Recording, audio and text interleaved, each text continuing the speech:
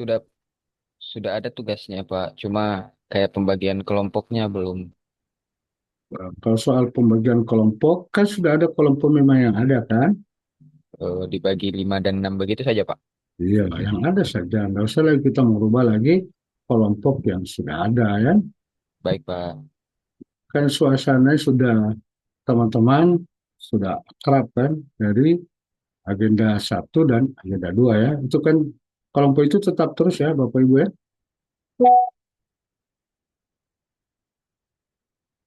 Betul ya Bapak Ibu. Ya Kemarin, Pak, iya. kemarin kalau tidak salah sudah sampai di sini ya. Tadi malam. Sudah selesai dibahas, Pak. Sudah sampai di pantun kalau tidak salah tadi malam. Oh, sampai di pantun ya. Iya. Pantunnya berarti kita masuk kepada manajemen pengelolaan keasean ya. Ini belum kan? Iya, belum, Pak. Iya, belum ini, Iya Pak. Pak. Iya, mulai dari Nah, sini tadi malam Pak. saya harus tanya karena ya ini soalnya berbarengan terus setiap angkatan ini. Karena kala ini saya sudah catat lebih bagus saya tanya. Jangan sampai ada yang terlewatkan. Ya. Kita ketahui bahwa di agenda 3 tentang kedudukan dan peran ini mewujudkan good governance, smart governance itu Bapak Ibu ada dua materi pokok. Pertama manajemen ASN dan kedua adalah smart ASN. Untuk manajemen ASN itu Bapak ada tiga sub materi. Pertama tentang kedudukan, peran, fungsi, tugas, bahkan sampai hak dan kewajiban dan kode etik itu kita sudah pelajari tadi malam. Kemudian kita lanjutkan dengan sub materi sistem merit. Dan saat ini masuk materi ketiga kaitan dengan manajemen pengelolaan ASN. Ya. Untuk manajemen pengelolaan ASN itu ada meliputi dua hal Bapak Ibu, pengelolaan terhadap PNS itu sendiri maupun P3K. Ya. Tapi kita pada saat ini saya lebih fokus kepada pengelolaan aparatur sipil negara dalam hal sebagai pegawai negeri sipil. Ya. Kita tahu sendiri Bapak Ibu di dalam hal pengelolaan SN penanggung jawab utama kaitan dengan pengelolaan ASN mulai dari 1 sampai dengan 14 itu ada di tangan siapa Bapak Ibu? Di tangan Bapak Presiden selaku pejabat pembina kepegawaian. Itu perlu diingat sesuai dengan Undang-Undang Nomor 20 Tahun 2023 pengganti dari Undang-Undang Nomor 5 Tahun 2014 tentang aparatur sipil negara. Kemudian Bapak Presiden mendelegasikan kepada pemerintahan di bawahnya. Jadi kalau kita bicara tingkatan pemerintahan Bapak Ibu, ada pemerintahan pusat, provinsi atau regional, dan pemerintahan kabupaten kota. Kemudian Bapak Presiden mendelegasikan kepada pemerintah provinsi dalam hal ini mengatur pegawai negeri sipil di lingkungan kerja atau yang bekerja pada pemerintah provinsi. Begitu juga Bapak Ibu di kabupaten kota. Khusus misalnya Parigi Motong berarti dilaksanakan pelimpahan kewenangan dari Presiden kepada Bupati. Ya. Ini perlu kita pahami. Itulah tingkatan dari sistem pemerintahan di dalam memanage pengelolaan aparatur sipil negara. Sekarang mari kita bicara tentang pengelolaan pegawai negeri sipil. kita mulai dengan penyusunan dan penetapan kebutuhan. Kaitan penyusunan dan penetapan kebutuhan tentu melalui mekanisme adalah melalui Anjab dan ABK. Apa itu Anjab dan ABK, Bapak Ibu? Berdasarkan analisis jabatan dan analisis beban kerja. Ya. Dalam hal ini katakanlah pemerintah Kabupaten Parimo itu menyusun menetapkan berapa sih yang dibutuhkan. Pegawai dalam hal ini merekrut CPNS. Katakanlah sekarang kita bicara CPNS, pegawai yang baru. Tentunya pemerintah Kabupaten Parigi Motong itu menyusun dalam kurun 5 tahun itu berapa yang dibutuhkan. Jumlah pegawai negeri sipil dalam hal ini untuk melaksanakan penyelenggaraan pemerintahan, pembangunan, dan kemasyarakatan, khususnya di dalam memberikan pelayanan. Itu disusun ya, dalam kurun waktu 5 tahun. Kemudian 5 tahun itu di breakdown lagi menjadi setiap tahun. Nah, kemudian diusulkan ke pusat. Dalam hal ini pada Presiden yang dilaksanakan oleh Menpan dan BKN. Itu diusulkan. Misalnya dibutuhkan total jumlahnya misalnya sekian. Setelah mendapat rekomendasi ada persetujuan, dalam 1 tahun itu dibutuhkan jumlah pegawai negeri sipil, maka baru bisa pemerintah Kabupaten Parigi Motong itu ya, mengadakan pegawai. Dalam ini misalnya Bapak Ibu CPNS, ya, itu ditetapkan. Berapa yang dibutuhkan? Itu prosesnya Bapak Ibu. Ya, tentunya disesuaikan dengan penempatannya. Bapak Ibu kan sudah pilih dalam jabatannya. Itu adalah hasil dari usulan ya, kebutuhan yang disampaikan oleh Pak Bupati. Ya. Itu di breakdown 5 tahun, kemudian 1 tahun, setiap tahun, kemudian tahun berikutnya misalnya lagi, diusulkan lagi, itu setiap tahun. Kepada Presiden dalam hal ini melalui Menpan dan BKN. Dua hal ini adalah institusi pemerintah yang memiliki kewenangan di dalam memberikan rekomendasi.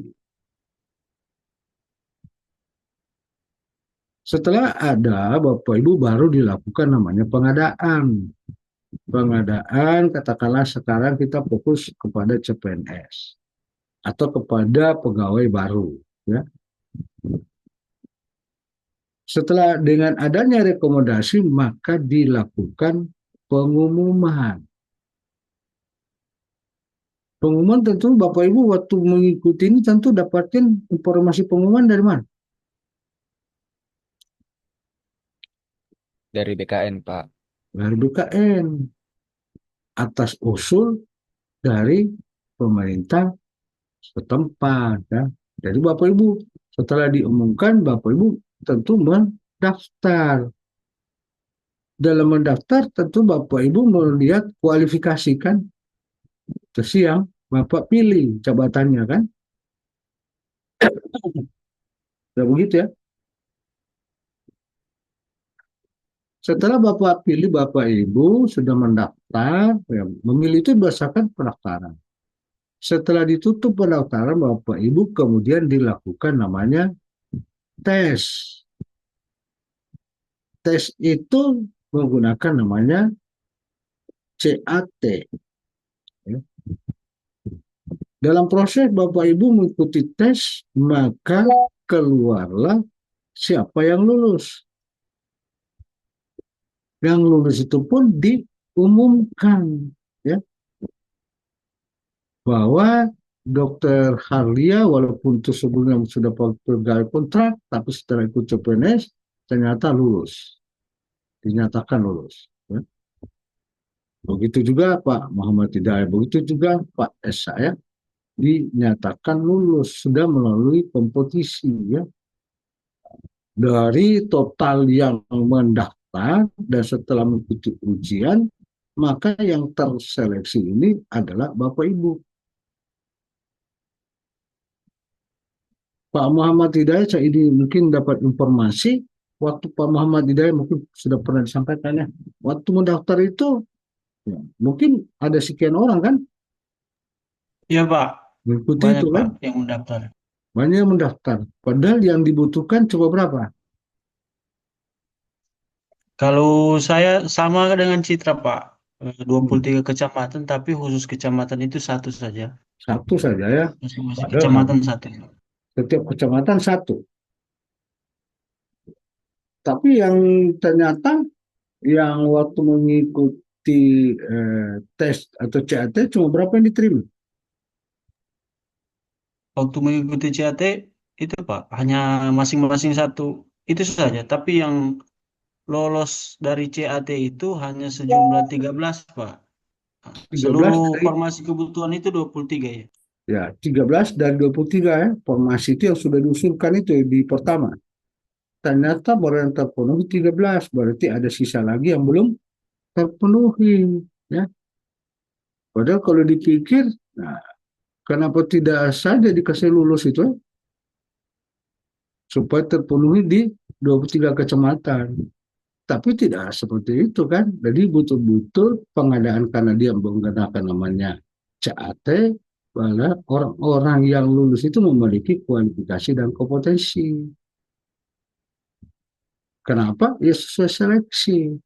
Nah, setelah diumumkan Bapak Ibu, maka Bapak Ibu wajib mengikuti latsar. Itu aja sekarang Bapak Ibu masuk kepada tahap pembekalan istilahnya, pendalaman diberikan materi-materi di dalam menuju Bapak Ibu supaya Bapak itu memiliki karakter PNS yang profesional. Setelah mengikuti Bapak Ibu ya, ini baru pengadaan ini ya. Latsar jika dinyatakan lulus, kok pakai kata jika dinyatakan lulus ya? Berarti ada yang tidak lulus, Pak. Ya bisa saja kalau Bapak Ibu memang tidak mau lulus. Itu nanti Bapak Ibu akan kita rapatkan setelah proses ini, baru kita lihat. Dari angkatan 14 ini sejumlah berapa orang? 40 atau 44? 44, Pak. 44 kita rapatkan. Kebetulan saya ini koordinator di suara. Kita rapatkan semua dengan kriteria-kriteria ada penilaian, termasuk sikap perilaku, termasuk Bapak Ibu menyusun rancangan organisasi, ada banyak indikator penilaian. Kemudian Bapak Ibu dinyatakan lulus. Kalau dinyatakan lulus, maka diberikan sertifikat. Ya, Bapak Ibu. Nah, sertifikat ini adalah persyaratan untuk memenuhi dokumen Bapak Ibu menjadi PNS, pindah ruang. Dari CPNS menjadi PNS. Ya. Disitulah batas pengadaan kalau dari sisi CPNS. Beda halnya kalau Bapak Ibu misalnya pengadaan itu kepada seseorang itu dalam hal menempati jabatan. Tentunya diperlukan satu kualifikasi dan kompetensi, tidak hanya itu tetapi adalah kinerjanya di dalam menduduki satu jabatan. Itu juga melalui namanya Hanjab dan ABK. Ya. Ternyata ada kekosongan dalam jabatan itu ya. Nah, sekarang kalau seperti itu kita pindah untuk memenuhi jabatan itu sangat terkait dengan pangkat kualifikasi utama itu adalah pangkatnya. Kita mulai misalnya dulu masih ada jabatan eselon 5. Sekarang jabatan eselon 4 itu yang disebut namanya pejabat pengawas.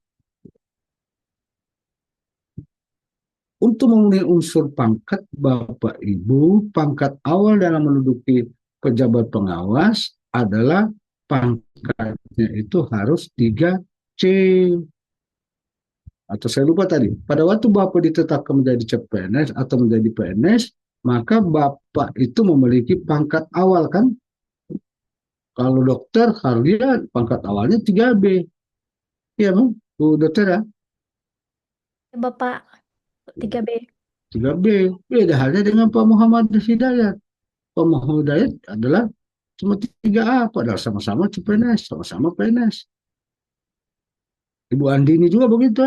Ibu Andini, saya penting di pangkat awalnya adalah 3A. 3A, Pak. Kenapa? Memang begitulah regulasi yang mengatur bagi pendidikan-pendidikan tertentu itu diangkat pangkat awalnya beda dengan yang lain. Kenapa Dokter Hari itu? Karena tentunya karena ada kualifikasi pendidikan lagi yang menunjang bahwa itu pangkatnya 3B. Sama juga begitu apoteker. Karena dia punya S1, dia melanjutkan lagi profesi dia apoteker. Begitu juga dokter. Dokter itu kan kalau dia tidak melanjutkan cuma sarjana kedokteran, kan dia 3A. Tapi karena dia melanjutkan lagi pendidikan, ya menjadi dokter, akhirnya 3B. Ya, itu regulasi yang mengatur itu. Kalau kaitan dengan pangkat awal Bapak Ibu sebagai pegawai negeri sipil waktu terhitung TMT-nya, PNS-nya itu awalnya adalah pangkatnya seperti itu. Ya. Nah, begitu juga Bapak Ibu di dalam menduduki jabatan tadi saya sebutkan adalah kalau dia menduduki pejabat pengawas, pangkat awalnya adalah 3C. Boleh satu tingkat di bawahnya, 3B. Gitu ya. Kalau dulu 2 tingkat di bawahnya bisa. Sekarang ketentuan berubah lagi hanya 1 tingkat di bawah dari pangkat awal. Kalau dia pangkat awal 3C untuk eselon 4 atau pejabat pengawas, kalau pejabat administrator itu dia pangkat awalnya 4A, bisa dia 3D. Kalau misalnya dia eselon 2, dia pangkat awalnya 4B ya, atau 4C, 1 tingkat luarnya 4B. Ya. Itu syarat-syarat kualifikasi ya, kaitan untuk menduduki jabatan berdasarkan pangkat ya, di dalam menduduki satu jabatan. Baik, Bapak Ibu, kalau bicara pangkat dan jabatan tersebut itu sangat istilahnya ada keterkaitan menduduki itu ya. Yang tidak memungkinkan masa 3A menduduki jabatan eselon 4 atau pejabat pengawas.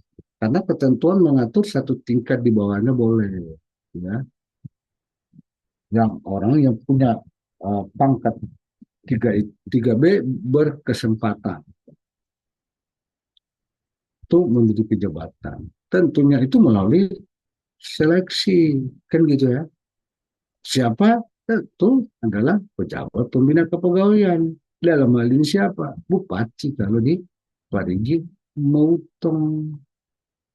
Lihat, kalau misalnya ada seseorang diangkat dengan pangkat misalnya 3B, dia belum disebut pejabat, masih pejabat, PLT itu istilahnya, karena pangkatnya belum syarat. Nanti 2 tahun masa kerjanya dan 1 tahun pangkat baru dia bisa menyesuaikan, maka dia sudah menjadi pejabat. sudah menjadi kepala seksi, sudah menjadi kasubag, kasubit, ya. Tapi kalau tidak masih PLT namanya, karena pangkatnya belum memenuhi pangkat awal. Ini perlu kita mau. Makanya kalau Bapak lihat ada orang namanya pas baru dilantik, baru namanya PLT, jabat dalam hal ini. Nah, kemudian kaitan dengan Bapak Ibu tentang pengembangan karir, ya. Pengembangan karir dan pola karir ini bersama. Di dalam pengembangan karir Bapak Ibu tentunya ini bisa kita lihat ada pengembangan karir memang sudah disusun atau sesuai dengan di mana perangkat daerah itu sudah menyusun, ya, memberikan kesempatan kepada semua orang itu mengembangkan karirnya. Bagaimana mengembangkan karir Bapak? Seperti itu. Apakah yang bersangkutan itu ya, perlu ya, ditingkatkan dari sisi pendidikan, kualifikasi pendidikannya. Ya. Itu kalau bicara pengembangan. Begitu juga namanya pola karir Bapak Ibu. Ini dibangun oleh perangkat daerah. Atau Bapak Ibu melihat sesuatu peluang ini, Bapak ini ingin mengembangkan karirnya di mana? Sehingga diperlukan pengetahuan atau syarat-syarat kualifikasi atau kompetensi yang diperlukan. Kemudian Bapak Ibu ya kaitan lagi dengan namanya promosi. Nah, promosi ini Bapak Ibu yaitu tadi kembali lagi siapa sih yang memenuhi syarat orang dipromosikan dalam menduduki kita di beberapa jabatan, ya. Jabatan administrator yang meliputi jabatan pengawas atau jabatan administrator atau jabatan pimpinan tinggi yang terdiri dari sampai pada utama, ya, madya, tama, dan pratama, ya. Nah, ini dipromosikan orang itu. Nah, kalau dipromosikan dilihat dulu pertama kualifikasi pangkat, kemudian dilihat juga pendidikannya. Dan paling utama orang itu dipromosi itu tidak cacat. Berarti dia memiliki kinerja yang baik. Bagaimana orang mau dipromosikan? Dia sebenarnya dia cacat dalam artian melanggar peraturan. Atau paling tidak nanti kita bicara tentang disiplin. Itu kalau Bapak Ibu berkesempatan jika diberikan tempat untuk menduduki jabatan. Jadi orang itu sudah disetting bahwa ini patut orang ini menduduki atau dinaikkan ke dalam jabatan, ya, diperlukan. Tidak hanya pada kualifikasi dan kompetensi, tetapi dilihat kinerjanya. Apa yang selama ini yang dibuat. Itu kalau bicara tentang promosi. Ya, syarat promosi juga itu tadi saya sudah sampaikan, ya, tentu disesuaikan dengan pangkat. Tidak mungkin orang misalnya pangkatnya dia masih 3C, mau dipromosikan dia ke pejabat administrator atau disebut kepala bidang, kepala bagian, atau sekretaris, sedangkan pangkatnya baru 3C. Ketentuannya harus 3D, satu tingkat dari pangkat awal yang disebut namanya Pak 4A. Ya. Itu namanya promosi, Bapak Ibu. Kemudian ini tentu Bapak Ibu kaitan dengan mutasi. Mutasi ini bisa mutasi di internal unit kerjanya, ya.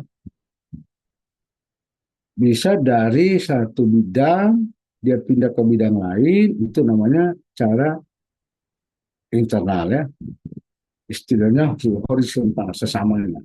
Bisa juga dimutasi ke tempat unit kerja yang lain, di mana mutasi normalnya Bapak Ibu memang orang ini patut karena dia memiliki kinerja. Berarti ada juga yang mutasi tidak normal. Bisa saja mutasi itu bisa saja dijadikan bagian dari hukuman. Bisa saja ya. Tapi sebenarnya bicara normatif Bapak Ibu, mutasi itu yang bersangkutan itu dipindahkan ya di satu unit kerja cuma di antar bidang karena memang bersangkutan itu dibutuhkan untuk mendukung kinerja dari bidang itu yang disesuaikan bahwa orang itu patut ditempatkan di bidang tersebut. Itu kalau ya, bisa saja di mutasi seperti itu ya. Kalau kita bicara tentang apa, Pak? Sekarang Bapak Ibu ingin mengusulkan mutasi, ingin pindah, akan begitu ya, pindah atas inisiatif. Tapi sekarang CPNS tunggu dulu 10 tahun dulu kan, baru bisa pindah, iya kan? Iya, sabar saja kan. Dulu tidak, pas lulus, pas dia jadi PNS, oh buru-buru pindah minta mutasi dengan berbagai alasan. Apa alasannya pertama? Saya mutasi mendekati orang tua. Ya tidak ada orang tua yang muda, kan begitu. Itu terjadi karena mendekati orang tua. Oh, mendekati orang tua sakit. Ya kalau namanya sudah sakit, jadi tidak ada alasan pembenaran mendekati orang tua sakit. Apa ini? Makanya sekarang langsung dibikin perjanjian 10 tahun ya, jadi PNS dulu baru bisa minta pindah. Nah, ada juga mutasi mungkin dengan pertimbangan lain ya. Tentunya misalnya istri mengikuti suami ya. Tidak ada juga misalnya Pak Esa mengikuti istri. Nah, ada laki-laki mengikuti istri. Istri mengikuti suami, tapi dilihat dulu. Tapi ada namanya perjanjian 10 tahun, ya laksanakan dulu janjimu. Kalau itu dijadikan satu prasyarat. Belum boleh pindah, Bu. Mau ikut dengan siapa? Terpaksa, ya suaminya yang dimutasi kemari. Tarik aja ke pindahin suaminya kan. Kalau sabar. Itu kalau atas inisiatif. Katakanlah misalnya sudah memenuhi syarat, Bapak itu memutasi. Nah, mutasi ini juga Bapak Ibu sangat terkait dengan kemampuan keuangan daerah. Ya. Misalnya Pak Esa dari Parigi Motong mau pindah misalnya di provinsi. Misalnya, bisa berkemungkinan kan. Tapi Pak Esa dulu tidak boleh langsung dari tempat di Parima langsung minta langsung pindah. Sudah ada surat dari Parima langsung pindah. Tapi di saat pindah misalnya di provinsi, belum Bapak mendapat lolos mutu. Istilahnya begitu. Belum diterima di tempat di provinsi. Bapak itu sudah keluar dari sana. Akhirnya apa terjadi? Bergelantungan Bapak di provinsi. Tejolas. Ya kan? Bapak harus tentunya misalnya ke Pemprov dilihat berdasarkan anjab, oh di sana kosong. Ternyata Pak Esa itu memenuhi syarat mungkin di perangkat daerah A.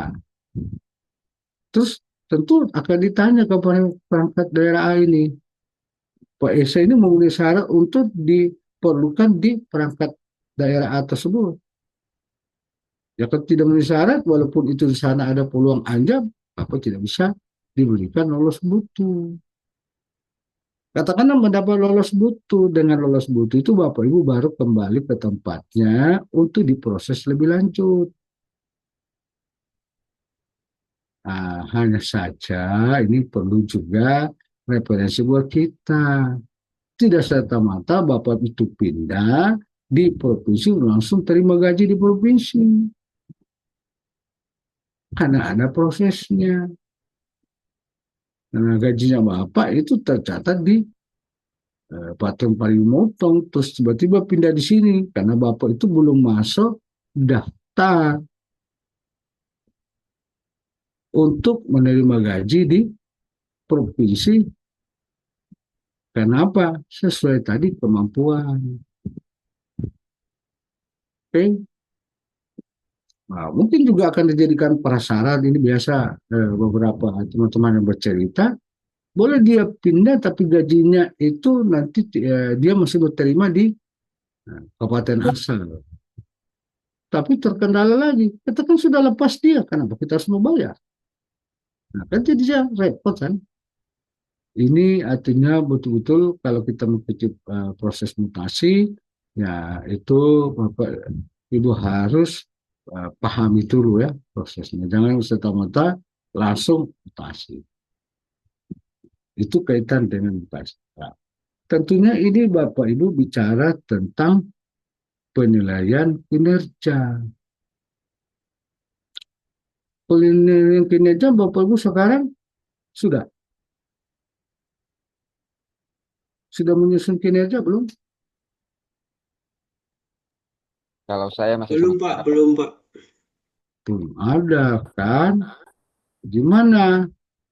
Tentu kita harus menyusun namanya SKP, sasaran kinerja pegawai. Nah, itu ada indikator. Bagaimana kita menyusun perencanaan kaitan dengan menyusun SKP. SKP itu kita susun dalam jangka waktu 1 tahun. Prosesnya Bapak Ibu perencanaannya pertama harus kita mengacu kepada kinerja perangkat daerah. Kinerja perangkat daerah itu tergambarkan di mana? Kinerja dari pimpinan. Apa yang akan dilakukan pimpinan dalam 1 tahun? Berdasarkan apa? Indikator kinerja utama dari perangkat daerahnya. Itu jadi ukuran. Kemudian di bawahnya lagi pimpinan itu mengacu dengan SKP pimpinan, dijabarkan apa yang perlu saya lakukan dalam 1 tahun untuk mencapai kinerja tersebut, indikator kinerja yang ditetapkan oleh unit kerjanya, itu dijabarkan dengan ukuran-ukuran. Misalnya terpenuhi berapa kali, terpenuhi misalnya dokumennya, terpenuhi itu ada ukurannya. Nah, nanti di bawahnya kepala bidang ada namanya kasih atau kasubit atau bawahnya kabak kasubag, itu mengacu lagi kepada SKP di pimpinan di atasnya namanya kabit. Baru itu bapak-bapak yang ada di level pelaksana mengacu kepada SKP atasannya. Jadi itulah urutannya Bapak Ibu menyusun penilaian kinerja. Nah, kadang-kadang penilaian kinerja Bapak Ibu ya ada hitung-hitungannya. Capai misalnya 60 atau 70% atau 30% dilihat dari tingkat kehadiran disiplinnya, itu ada ya caranya. Tentunya melihat bahwa orang ini memiliki kinerja, memiliki ekspektasinya yang tinggi. Kan ekspektasi itu kalau di kinerja ada yang tinggi, ada yang namanya sedang, ada namanya rendah, ada level-levelnya, tingkatannya. Kalau Bapak Ibu nanti akan memahami kaitan dengan penilaian kinerja tersebut. Kalau dia misalnya 80 ke atas, berarti dia adalah ekspektasinya kinerja itu tinggi. Ada batasan-batasan. Kalau paling rendah itu di bawah 50. Kan? Kaitan dari penilaian kinerja. Nah, sekarang kita masuk kaitan dengan penggajian dan tunjangan. Ini sepertinya gaji dan tunjangan kayak berpasangan ya. Kalau kita artikan kayak suami istri ya.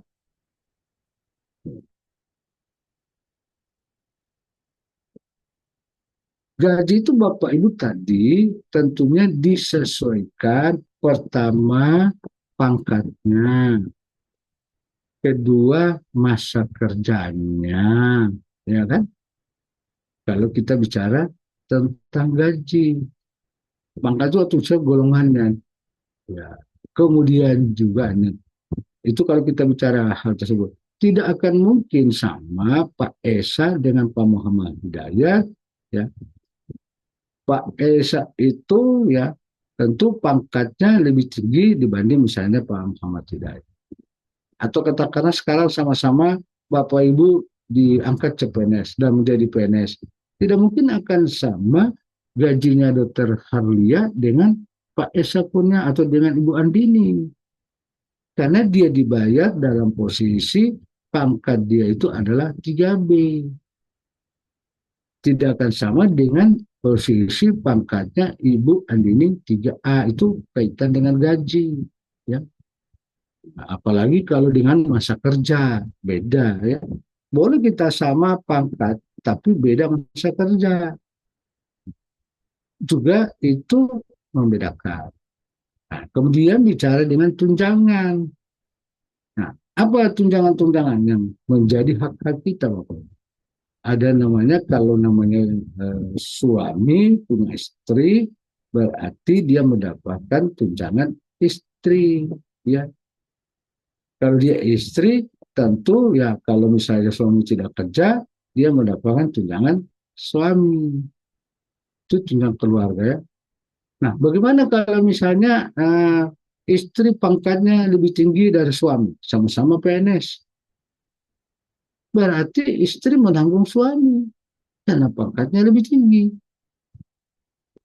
Tidak mungkin walaupun dia suami, dia kepala rumah tangga. Tidak dilihat dari dia kepala rumah tangga, dilihat dari pangkatnya. Siapa yang pangkatnya lebih tinggi, kalau dia suami istri, maka pangkat yang tinggi itu menanggung. Sehingga masuklah tunjangan suami ke istri, masuk di gajinya. Ya. Ada juga misalnya tunjangan jabatan. Tunjangan jabatan juga itu berdasarkan klasifikasi jabatan. Tentu jabatan eselon 4 beda besarannya. Tunjangan eselon 3 beda juga besarannya, atau juga eselon 2 beda besarannya.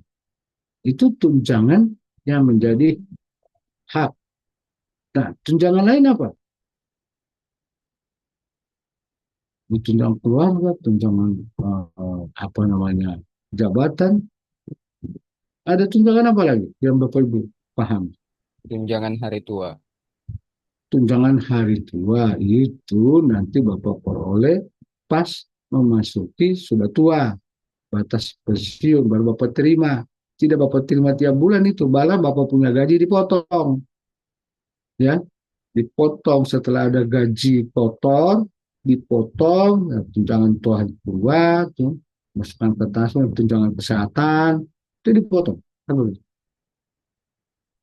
Jadi tidak menambah di tiap bulan itu, tapi yang menambah itu Bapak Ibu adalah tunjangan keluarga, ya, tunjangan misalnya karena jabatan, dan tunjangan tambahan penghasilan. Di Parimo sudah dapat tunjangan tambahan penghasilan untuk pegawai di sana, sudah ada dikasih. Belum, Bapak. Untuk maksudnya pegawai negeri sipil di sana. Kalau Bapak Ibu belum. Sudah, Pak. Kalau misalnya Kalau PNS yang sudah, Pak. Sudah, Pak. Sudah. Kalau CPNS belum. Belum kasihan. PNS dulu kalau dilihat juga ada ketentuan. Saya saya bercerita waktu provinsi pertama, saya waktu di Biro Pembangunan, ya saya diberikan tentunya tugas bagaimana menyusun TPP. TPP itu tunjangan tambahan penghasilan pegawai. Itu belum pernah. Nah, kita coba susun bagaimana besarannya. Setelah kita tetapkan berdasarkan grid. Kita pasang grid, kalau atas sekda berapa, eselon 2A berapa, eselon 2B, 3A, 3B, sampai dengan staf. Nah, setelah kita susun, kita sesuaikan dengan kebutuhan, sesuaikan dengan kemampuan keuangan daerah. Bisa cerita. Waktu saya menyusun pertama itu adalah total yang dibutuhkan itu 600 miliar satu tahun. Dengan klasifikasi grade itu para eselon 2 itu 35 juta per bulan. Staf yang paling bawah itu golongan 2 itu 5 juta. Ternyata tidak cukup uangnya. Setelah dibahas di tim TAPD, di anggaran tidak cukup. Dicukup lagi dikasih kurang, setengah, juga tidak cukup. Akhirnya disesuaikan dengan kebutuhan. Nah, setelah itu ditetapkanlah dengan dasar peraturan gubernur. Nah, bagaimana dengan orang yang masih kan banyak ini setelah efek dari adanya TPP di provinsi, banyak orang mau eksklusif ke provinsi, mau pindah.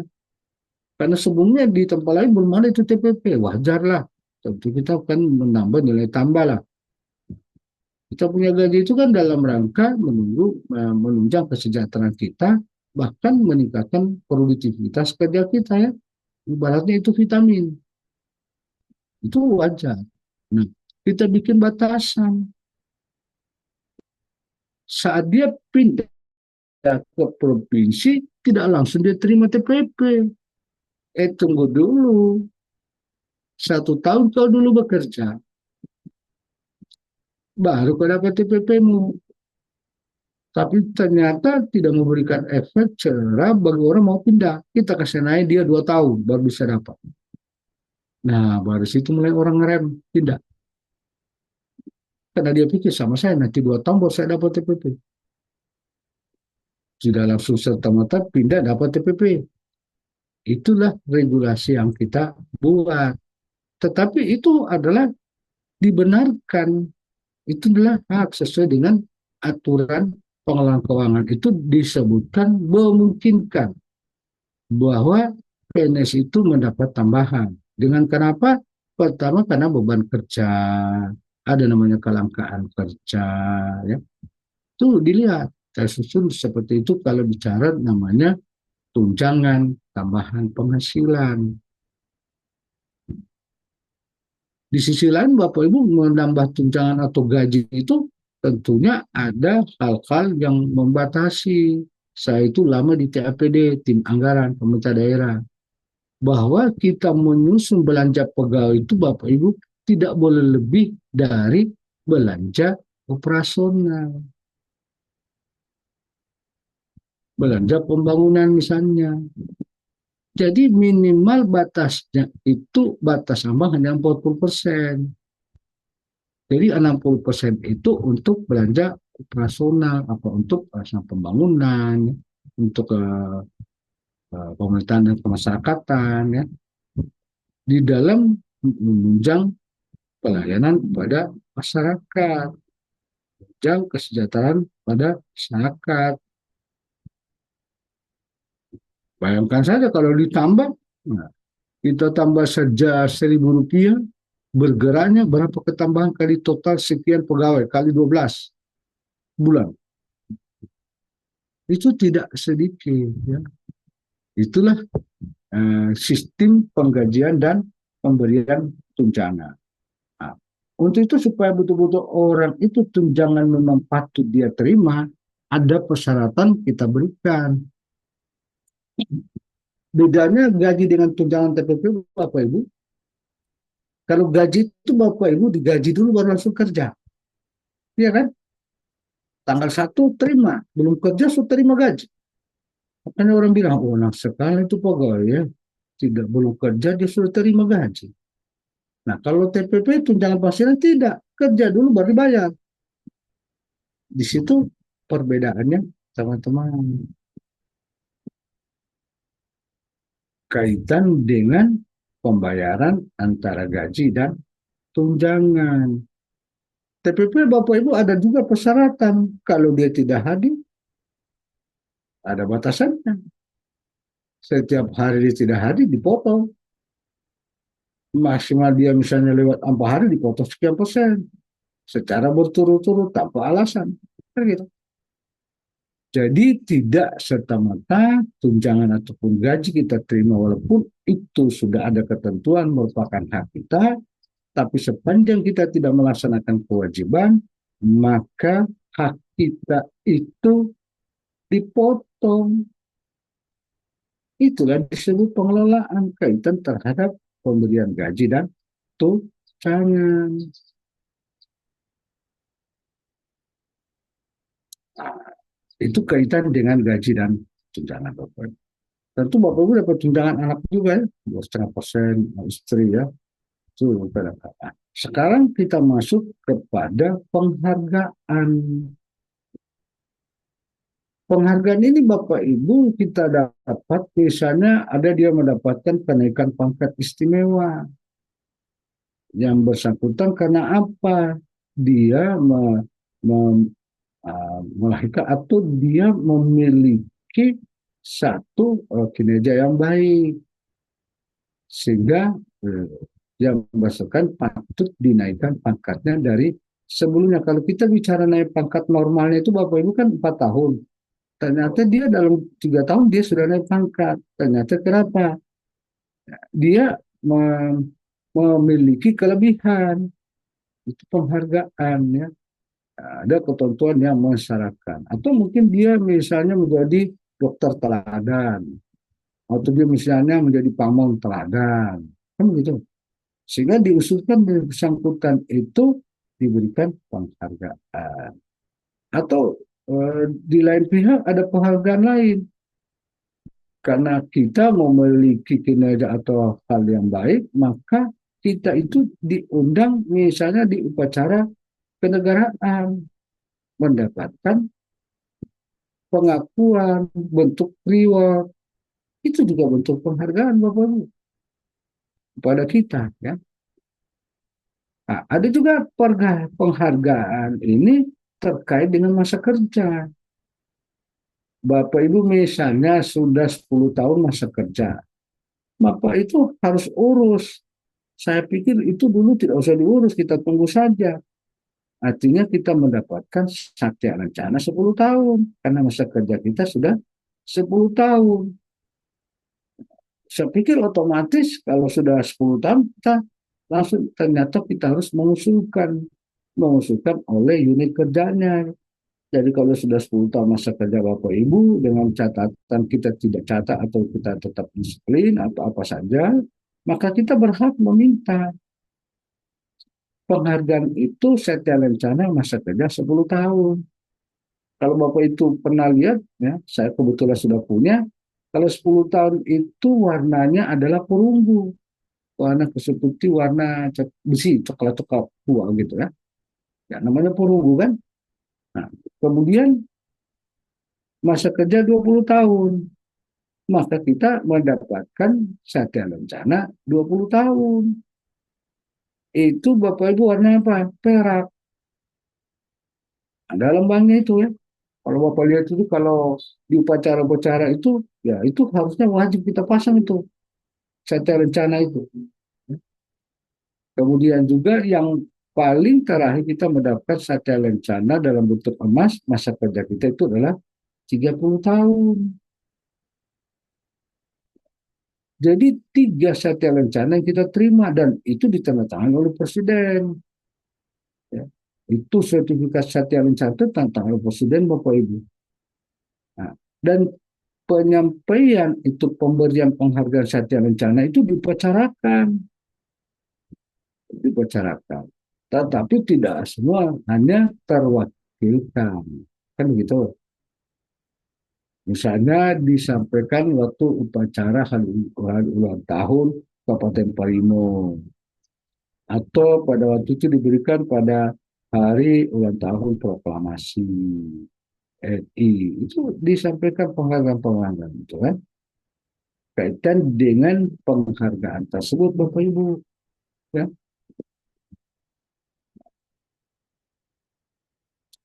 Kemudian kita masuk kepada disiplin. Nah, ini disiplin Bapak Ibu. Ya. Disiplin ini bisa saja kalau kita tidak disiplin sampai pada penjatuhan pemberhentian. Itu bisa.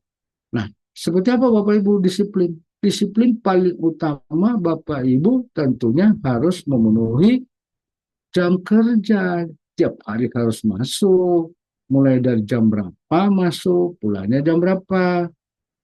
Nah, bagaimana ukurnya? Ukurnya itu adalah daftar hadir. Kalau kita di provinsi itu kita sudah menggunakan namanya Bekin, Bekinerja ya. Itu menggambarkan setiap jam 7.30 ya, itu semua pegawai itu langsung di kantor kita foto, foto. Nah, langsung kita foto baru kita upload. Maka kita catat kita masuk tepat waktu jam 7.30. Ini bikin ya. Nah, ini programnya Pak Anwar, Pak Gubernur. Kemudian di siang hari kita lagi dekat masjid, foto kita berada di masjid, lapor kita lagi di masjid, atau teman-teman di tempat ibadah yang lain kan misalnya ya. Begitu juga waktu pulang, itu menandakan kita itu disiplin itu terekam Bapak Ibu. Nah, penjatuhan orang ketidakdisiplin itu kaitan dengan tidak memenuhi jam kerja. Itu bisa saja. Nah, bagaimana prosesnya Bapak Ibu? Ya, tentunya pertama diberikan peringatan. Itu namanya sanksi ringan, disebut teguran lisan. Ya, lisan 1, 2, 3 kali tidak mau dengar, baru dibikin teguran tertulis. Masuk kepada sanksi ringan. Masih ringan ini. Ya. Misalnya sedang lagi Bapak Ibu tentu ada hak-hak dia yang tidak patut dia terima kalau masih dia tidak disiplin. Disiplin ini kalau tadi kita ukur kalau masuk tepat waktu jam kerja. Ya. Disiplin juga bisa saja dilihat misalnya dia tidak menggunakan pakaian kerja. Bisa, semua itu bisa diukur ya Bapak Ibu.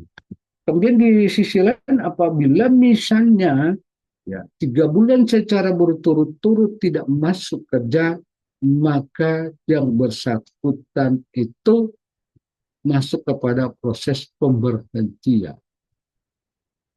Karena tidak disiplin, ada ketentuannya. Nah, tentu juga lewat proses.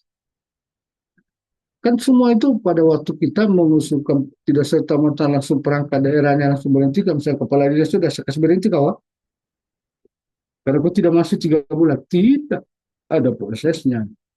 Di tingkat internal perangkat daerah itu ada namanya tim melakukan pemeriksaan dan dituangkan dalam berita acara pemeriksaan. Berita acara pemeriksaan itu menjadi bahan untuk diusulkan ke BKD bahwa yang bersangkutan itu tidak disiplin, patut untuk diberhentikan. Di sanalah ada tim lagi, tim disiplin membahas. Setelah ini betul-betul sangat kuat pembuktiannya, maka yang bersangkutan diusulkan untuk diberhentikan kepada siapa? Pejabat pembina kepegawaian. Dalam hal ini, kalau ada bupati, kemudian juga adalah gubernur di provinsi. Itu kalau penyentuhan ketidakdisiplinan ya, seseorang melaksanakan tugas sebagai aparatur sipil negara. Nah, kita masuk kepada ini kaitan saya dengan pemberhentian.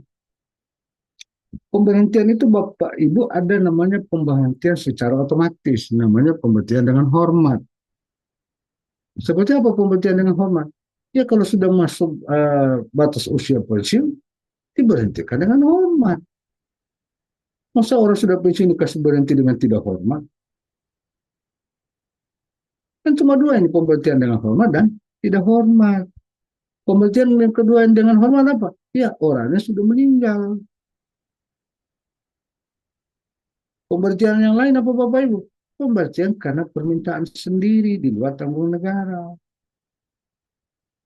Itulah jenis-jenis pemberhentian seseorang dari pegawai negeri sipil. Nah, terus bagaimana namanya pemberhentian dengan tidak hormat? Itu dengan melalui proses.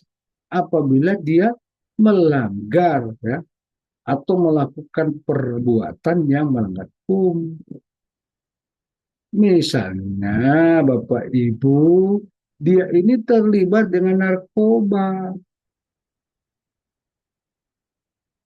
dia ini terlibat dengan korupsi. Oh, dia ini terlibat misalnya dengan perselingkuhan. Itu diproses. Ya. Setelah misalnya terbukti, maka dinyatakan yang bersangkutan patut diberhentikan. Kalau namanya orang diberhentikan dengan tidak hormat, Bapak Ibu, dia tidak punya dapat hak pensiun lagi. Tidak ada, tidak dapat lagi. Kalau kaitan tadi pemberhentian dengan tidak hormat. Dulu Bapak Ibu mungkin pernah dengar sebelumnya itu, orang korupsi itu pertama dilihat dari batas jumlah yang dikorupsi. Masih ada toleransinya. Tapi sekarang tidak melihat kapan dia terbukti bahwa yang bersangkutan melakukan korupsi, saat itu Bapak Ibu langsung diberhentikan. Oke, ini perlu kita hati Bapak Ibu ya. Sayang sekali kita diberhentikan dengan tidak hormat sehingga kita tidak mendapat hak-hak kita ya yang mungkin untuk bisa menghidupi kita ya setelah kita diberhentikan. Ini bicara dengan pemberhentian. Pemberhentian ini Bapak Ibu tentunya ada proses pelaksanaan. Itu keterlibatan itu ada tim di dalam. Ya. Tidak semudah orang itu langsung tiba-tiba. Nanti kenapa? Karena yang bersangkutan yang merasa di waktu di saat diberhentikan, dia bisa membela diri bahwa saya tidak melakukan itu. Makanya dibentuk namanya tim dan semua dokumen pendukungnya itu harus terdokumentasi ya Bapak Ibu. Karena dia punya hak untuk membela diri ya terhadap perlakuan yang dia terima yang menurut dia mungkin dia merasa dizalimi ya. Bapak Ibu kalau bicara tentang pemberhentian ya. Saya izin Bapak Ibu saya ke toilet dulu ya. Silakan ini kita sudah masuk ke poin yang ke-12 kaitan dengan pemberhentian. Mungkin ada teman-teman yang mau bertanya tapi saya izin dulu ke uh, toilet Bapak Ibu.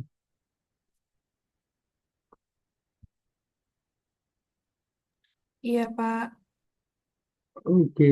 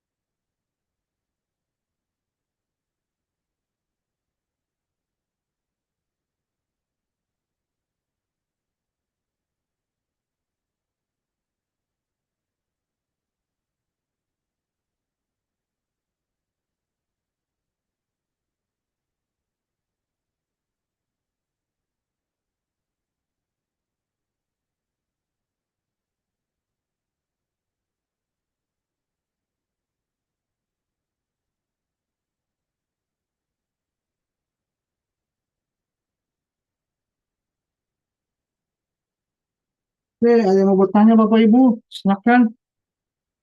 kaitan tadi penjelasan.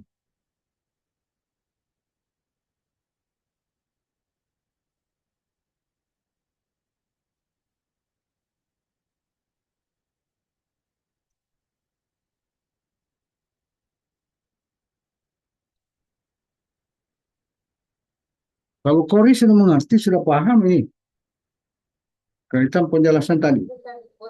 Paham, Pak. Karena kan saya sebelumnya sudah ada di BKD Bahonor, jadi saya sudah tahu sebagian yang Bapak bilang itu. Tapi mungkin Bu Kori bisa tukar, artinya sharing apa yang selama itu yang Ibu Kori dapatkan waktu masih bekerja sebelumnya di situ. Kira-kira kan pasti ada sanksi-sanksi atau pemberlakuan-pemberlakuan di dalam penjatuhan pemberhentian atau apa saja. Tapi bisa Bu Kori ceritakan bisa supaya kita ini tentunya sebagai ASN betul-betul melaksanakan tugas dan fungsi kita tadi dengan baik.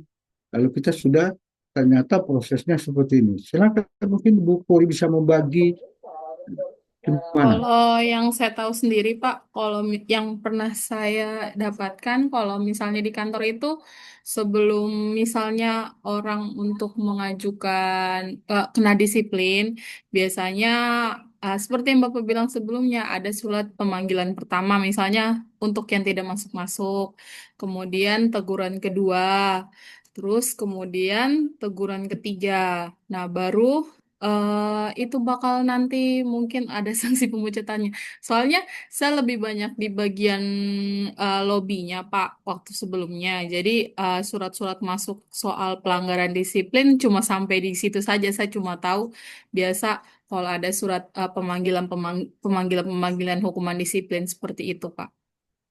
Ya, berarti itu sudah terpantau oleh Bu Kori ya. Ya, ada proses yang berlangsung di sana. Tapi Iya, kan tidak menutup kemungkinan mungkin kita bisa saja ada komplain kan, iya Pak. ada komplain. Tentu kan kita diberikan kesempatan untuk membela diri kan. Iya, Ada ketentuan yang menarik Bapak Ibu, ini pengalaman. Saya itu kebetulan dulu di staf ahli gubernur ya. Pada saat itu Pak Gubernur ini akan mengumumkan penjatuhan ada sanksi pemberhentian. Ya, pemberhentian. Ya. Setelah saya membaca namanya staf ahli itu kan kita lihat. Nah, ternyata memang ada di regulasi Undang-Undang Nomor 20 tahun itu tidak dibenarkan diumumkan secara terbuka. Tidak bisa diumumkan terbuka. Sampai Pak Gubernur bilang, dari mana pendapat saya kasih turahnya begitu. Inilah artinya kita masih diberikan perlindungan. Nah, tapi pada waktu almarhum itu Pak Sudarto, wah ini PNS ini enak sekali ya.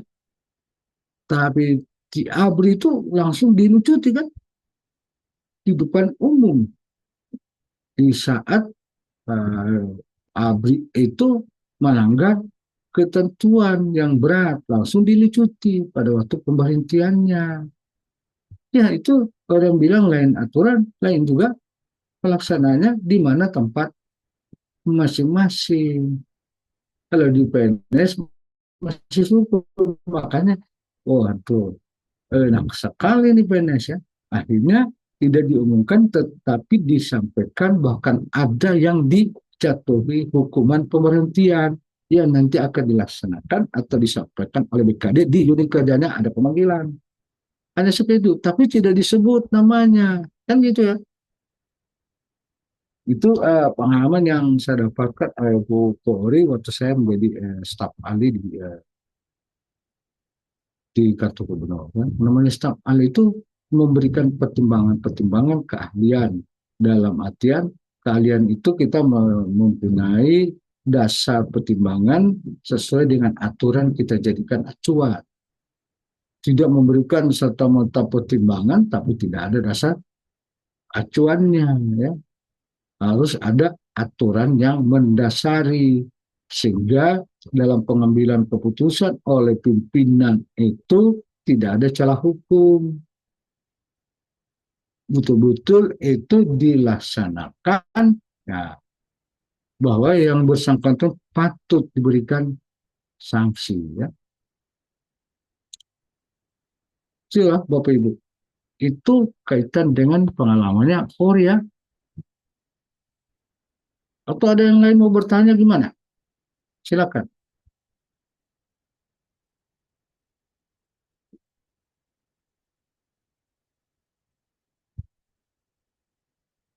Halo Bapak Ibu. Halo Pak, mau tanya. Ya, Pak Novan. Silakan Pak Novan Sofyan. Ya Pak, jadi sebelumnya karena saya pernah bekerja di bank Pak, dan saya pernah proses kreditnya salah satu ASN. Jadi waktu itu, jadi ini ceritanya seperti ini Pak. Jadi waktu itu nasabah saya, dia pensiun dini. Alasan dia pensiun dini adalah karena waktu itu dia menjabat sebagai bendahara.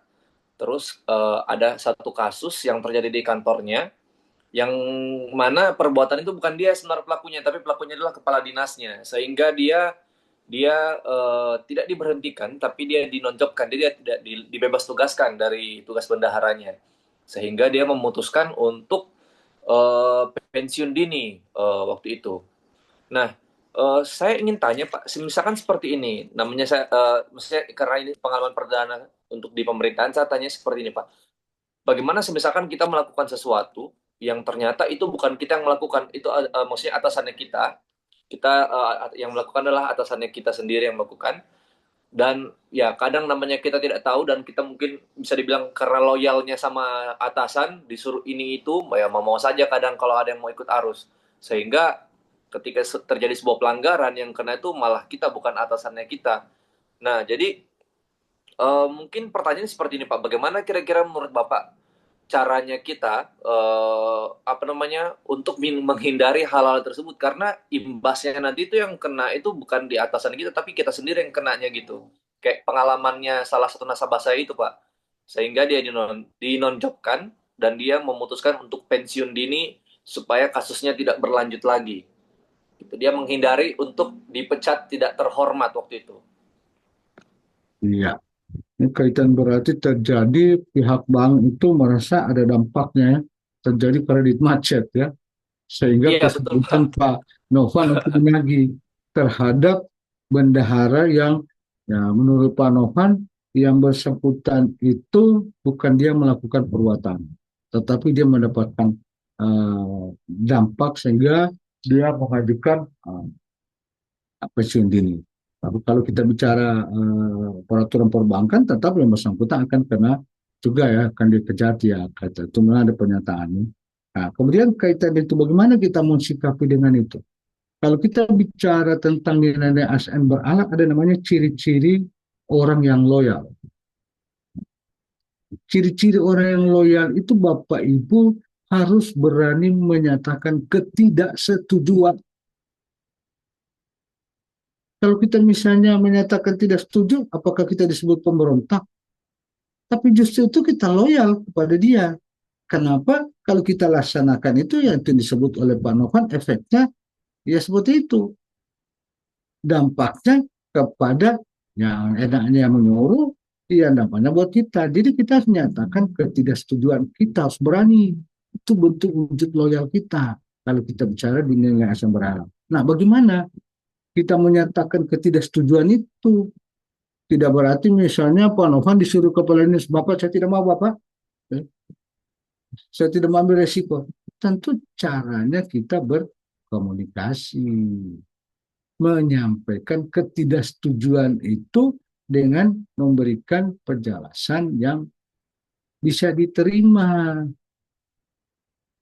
Kan begitu. Itu mensikapinya daripada nanti efeknya seperti itu tadi. Oh, dia yang menyuruh melaksanakan, kita yang artinya yang uh, karena memenuhi perintah, kita yang kena efeknya kepada kita. Saya banyak beberapa pengalaman, ya, saya ini sudah sampai di level jabatan yang paling tinggi.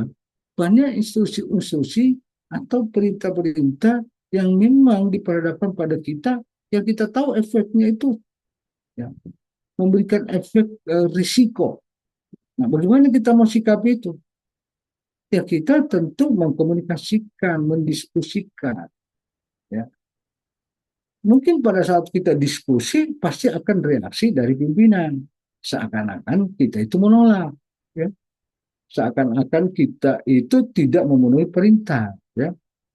Tapi kalau kita cara menyampaikan, saya biasanya menyampaikan Pak Gubernur dulu, coba saya izin Pak, ya kan, boleh saya minta waktu untuk saya melakukan kajian, atau mungkin akan kita carikan lebih amannya seperti apa. Ya, pasti ada reaksi, kamu itu ya, menolak apa semua ya. Tidak, dalam artian ini justru kita sayang Bapak.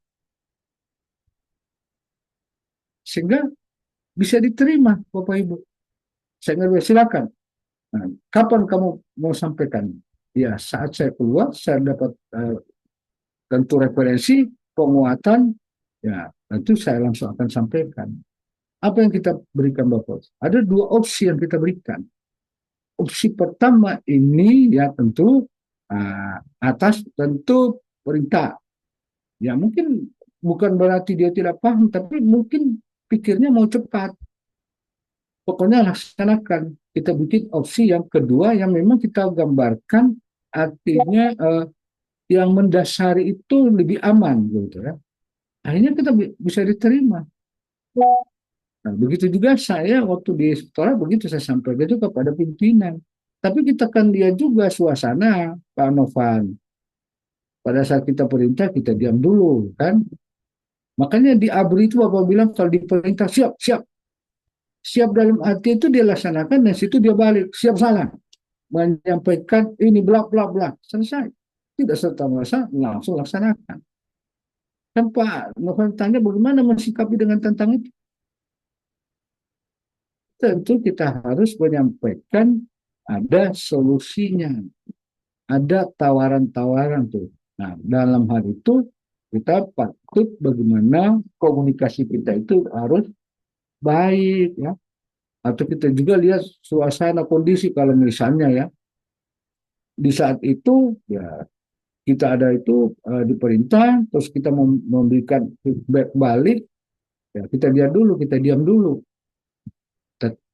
dengar saja dulu kan begitu. Setelah kita dengar sudah tentunya minta izin dulu. Langsung izin kita minta untuk kaji. Gak usah dulu, pokoknya baru kita masuk lagi.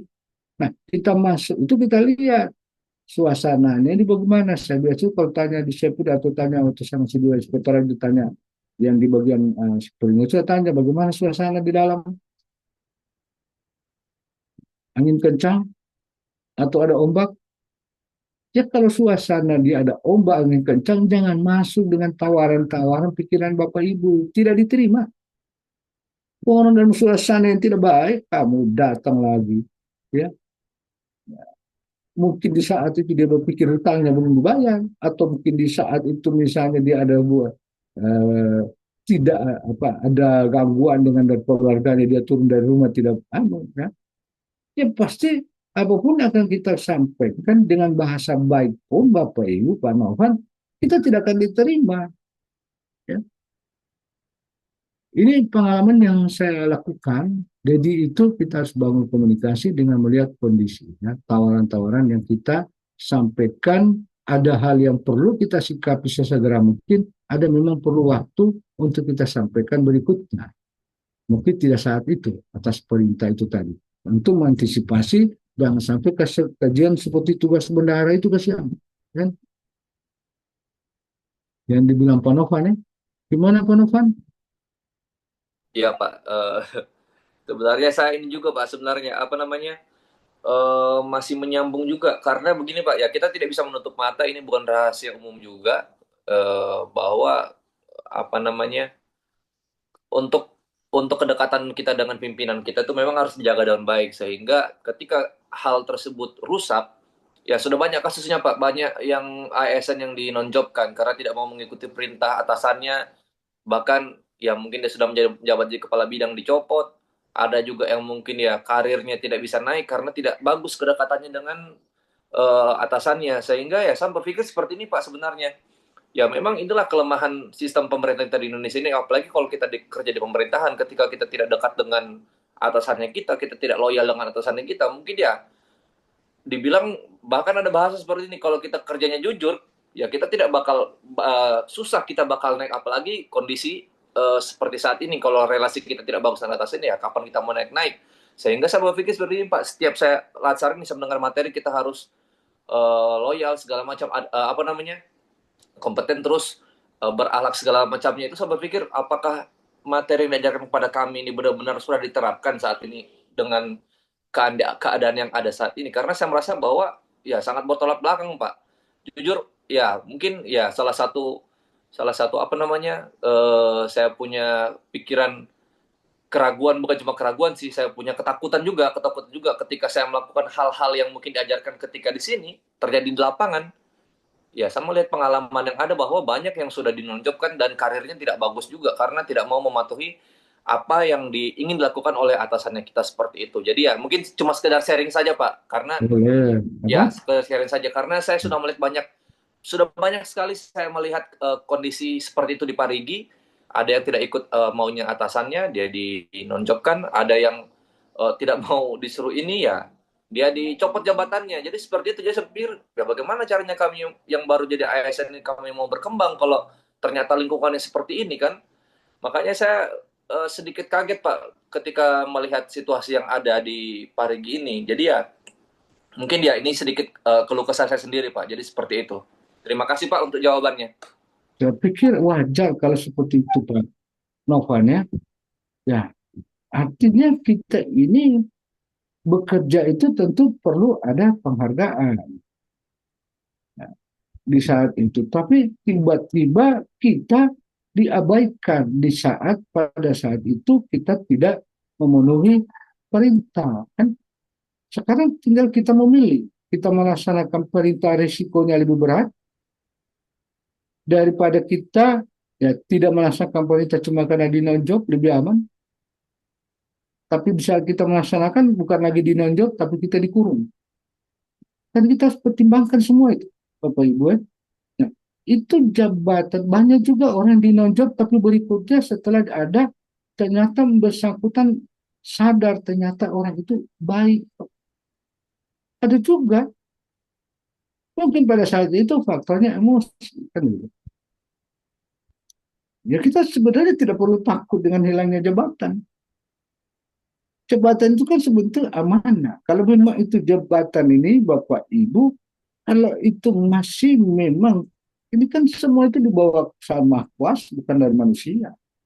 Kalau kita yakini, Bapak Ibu, saya meyakini itu. Selama saya melaksanakan itu. Makanya waktu itu Pak Gubernur bilang, kalau Wahab itu susah, dia itu orang ustaz. Ya saya menjalankan apa adanya, menyampaikan seperti itu. Saya juga menyampaikan kepada eksekutif, saya sampaikan begitu apa adanya. Saya sudah menjabat sekretaris kepala bidang, tapi kan tidak ada apa-apanya buat saya, menurut saya sih. Itu yang saya rasakan, Pak. Ya, dan wajar kalau Pak Nowad itu ada kekhawatiran-kekhawatiran, karena kenapa? Apa arti sebuah jabatan tapi kita cacat? Apa arti sebuah jabatan tapi kita tidak mengingatkan orang? Kan gitu. Cara berkomunikasi baik kan? Nah itu wajar. Tentu kalau kita melihat dulu pendalamannya dulu Pak Novan, kenapa orang itu dinonjok? Mungkin tidak saat itu waktu dia diperintah itu, bukan. Mungkin ada hal lain sampai dia itu dinonjok. Masa seperintah itu kok langsung dia dinonjok? Tidak mudah Bapak. Masih ada orang di atasnya lagi. Kan kita perlu melakukan pembelaan. Kan gitu ya. Ya tapi kalau memang patut sewajarnya memang kondisinya harus kita mengikuti nonjok, ya kita terima. Itu kodrat, mungkin di balik itu ada hikmah. Kan gitu. Dan saya selalu mengambil sesuatu itu ada hikmah di balik itu. Ya. Tapi kalau kita selalu berpikir sayang pada jabatan, tapi tidak berpikir resiko karena jabatan, Bapak Ibu, banyak juga orang karena dikurung. Karena kenapa? Terlalu menjaga pimpinan, istilahnya asal Bapak senang. Dia yang enak, kita yang susah. Kan begitu. Tapi ini artinya bagaimana kita membawa diri, Pak Novan, dengan pimpinan itu cara menyampaikan. Jadi saya membawa diri menyampaikannya dengan baik. Tidak serta-merta misalnya, mungkin tidak saat ini, besok 2 atau 3 hari kita datang lagi. Kan begitu. saya terus terang pernah ya, ini saya rasakan. Di saat saya sebagai sekretaris, tapi di saat itu saya menolak atas perintah. Ya. Dalam arti menolak itu dengan baik, tapi saya dianggap tidak sekretaris. Ya saya wajar terima. Dan saya menghadap kalau memang Bapak tidak butuhkan lagi saya sebagai sekretaris, saya siap untuk melapor mundur diri. Akhirnya apa? Dia sadar sendiri kan. Ini yang saya lakukan Pak Nova. Ini kita harus diyakini itu kan. Daripada kita melakukan perintah pimpinan yang dia enaknya kita yang susahnya seperti tadi kasih yang tugas bendahara. Itu apa namanya? Memang Bapak lihat kondisi ini perlu ada pendalaman dulu. Kenapa orang itu dinonjok? Belum tentu dia nonjok itu karena melanggar apa yang dia sampai dia dinonjok. Mungkin saja memang ada pelanggaran yang sudah terakumulasi, katakanlah dia terlibat politik. Dia mendukung dan mendukung, ya kebetulan pas dia ini, nah selama ini dia tidak memenuhi unsur apa yang kita minta untuk membantu, yang jelas kita membantu salah, ya sudah terpaksa dinonjol. Tapi saya pikir banyak juga yang dinonjol, tapi akhirnya kan kita juga diproduksi karena memang kemarin ada yang dinonjol tidak dipakai karena memang dia terlibat politik. Karena memang hukuman disebut di dalam Undang-Undang Nomor 20 tahun 2023 itu disebutkan siapa yang dinyatakan terbukti terlibat di dalam politik dia dipecat. Nggak ada lagi unsur-unsur tawar-menawar. Itu nyata. Pemecatan itu Pak Novan nanti bisa memungkinkan, tapi dengan catatan kita lihat apa orang itu sampai dipecat. Oke, orang itu diberhentikan ya. Jangan kita mendramatisir sesuatu, melihat sesuatu itu karena kita tidak bagus hubungan baik dengan pimpinan, kan kita mau takut dipecat. Justru kita itu ya menyampaikan kepada pimpinan itu kita lebih sayang sama dia, kita loyal dengan dia, kita sampaikan kan begitu. Dan kita perlu tawarkan alternatif lain. Memang tidak mudah Pak Novan, tapi nyatanya kok bisa kok saya buat. Dan saya alhamdulillah tuh sampai di level 2.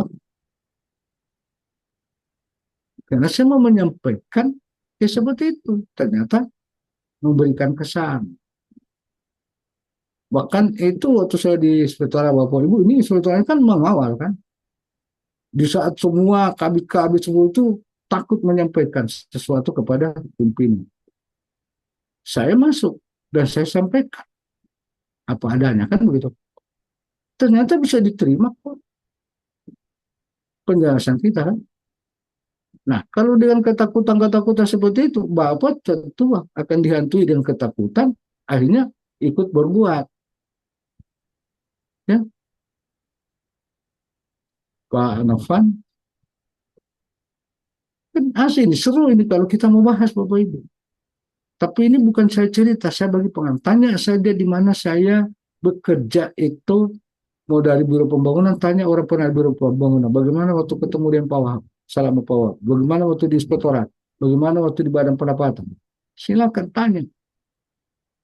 Seperti apa saya bersama-sama dengan mereka, dan saya selalu mengajak, dan saya bersyukur Bapak Ibu, ya saya tidak akan mengajak teman-teman itu seperti yang dikhawatirkan oleh Pak Novan. Saya malah mengingatkan. Oke, Pak Novan ya, memang ini cara kita terlalu didramatisir persoalan-persoalan begitu Pak Novan. Ya, iya. Bapak mau coba. Nah, sekarang kita bicara tentang berakhlak. Tadi pertanyaan. Bapak itu berakhlak, orang itu sudah tahun berapa itu berakhlak? Dari 2021. Kok bagaimana orang dengan pimpinan-pimpinan kita? Kita tidak minta pimpinan itu harus berakhlak.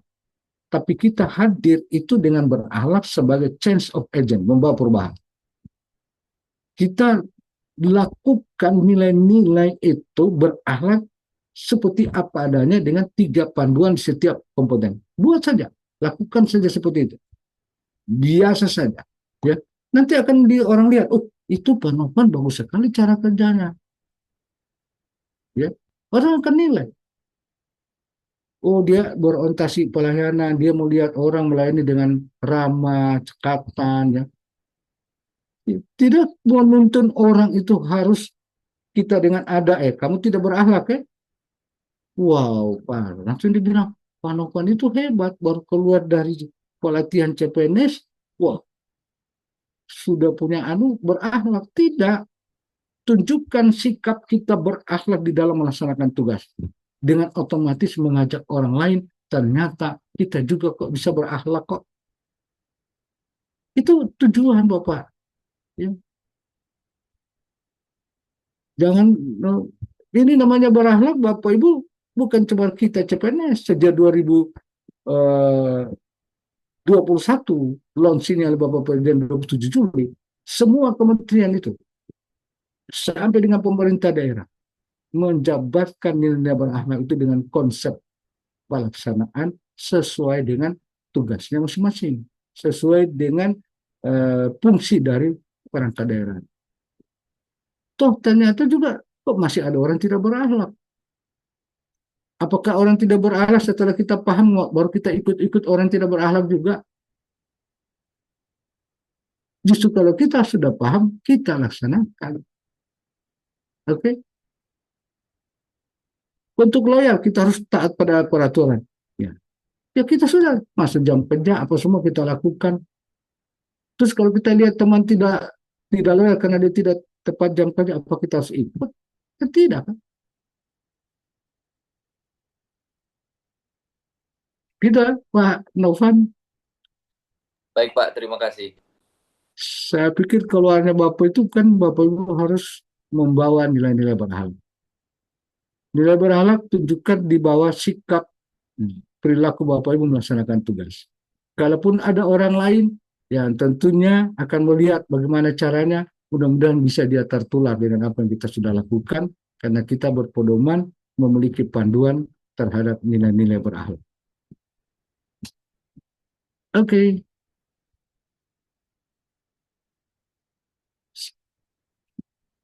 Ada lagi pertanyaan Bapak Ibu?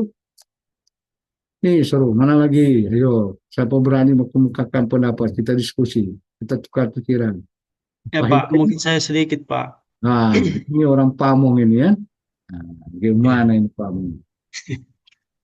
Pak mungkin bisa berbagi sedikit kiat-kiatnya berkaitan dengan manajemen ASN, karena saya melihat di wilayah kantor kecamatan saya itu Pak, di situ terjadi kekurangan pegawai sehingga terjadi penumpukan tanggung jawab situ Pak.